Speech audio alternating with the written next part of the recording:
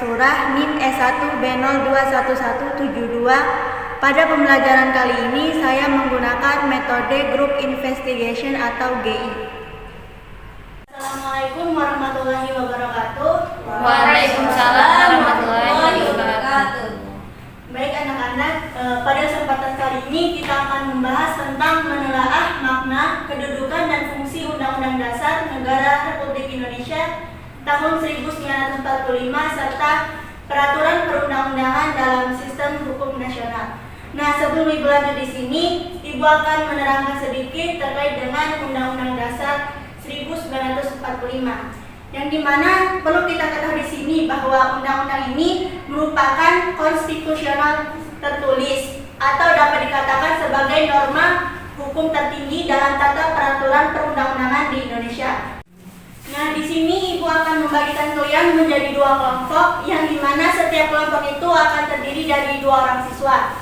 Nah, langkah-langkah nanti yang akan kalian lakukan, yang pertama, setiap kelompok itu Ibu akan membagikan topik yang akan kalian bahas, yang dimana setiap kelompok itu akan membahas topik yang berbeda-beda. Kemudian nanti yang akan melakukan presentasi di depan itu yaitu 1 orang saja, yaitu perwakilan ketua kelompoknya masing-masing.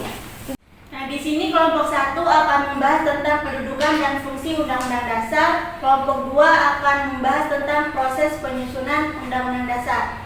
Nah, di sini Ibu akan memberikan waktu 10 menit untuk kalian berdiskusi.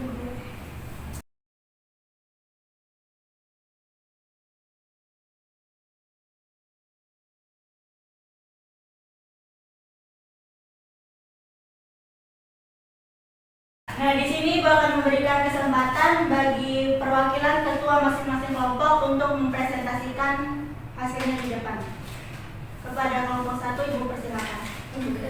Jadi, adapun menurut kelompok kami, kedudukan dari undang-undang di sini itu ada 2, yaitu sebagai norma atau hukum, di mana yang pertama undang-undang bersifat mengikat terhadap pemerintah, setiap lembaga negara, masyarakat, dan penduduk di Republik Indonesia. Kemudian yang kedua yaitu berisi norma-norma, di mana sebagai dasar dan garis besar hukum dalam penyelenggaraan negara harus dilaksanakan dan ditaati. Adapun sebagai hukum dasar, undang-undang merupakan sumber hukum tertulis atau hukum tertinggi, di mana setiap penduduk hukum seperti undang-undang, perpres dan perda dan setiap kebijakannya itu berdasarkan Undang-Undang 1945.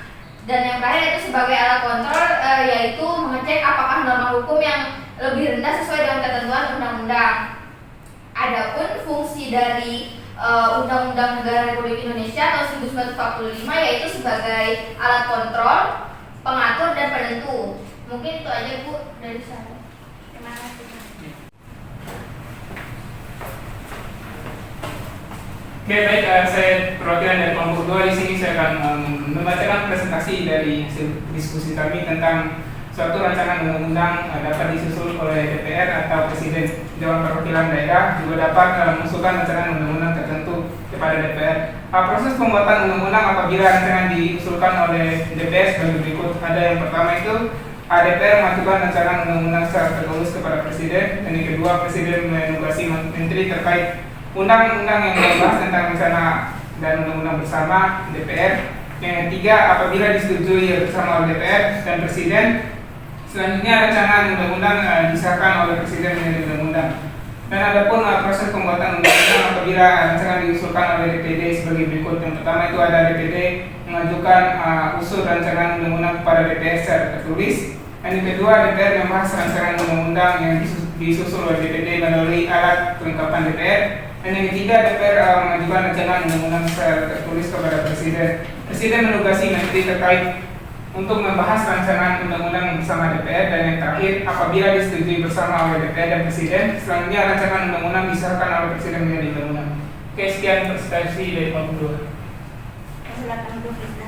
Beri tepuk tangan untuk kelompok 2. Negara, aparat negara, dan warga negara.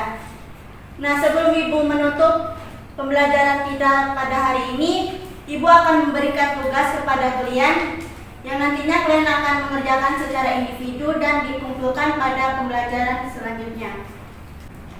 Demikian pembelajaran kita pada pagi hari ini. Lebih dan kurangnya Ibu mohon maaf. Wassalamualaikum warahmatullahi wabarakatuh.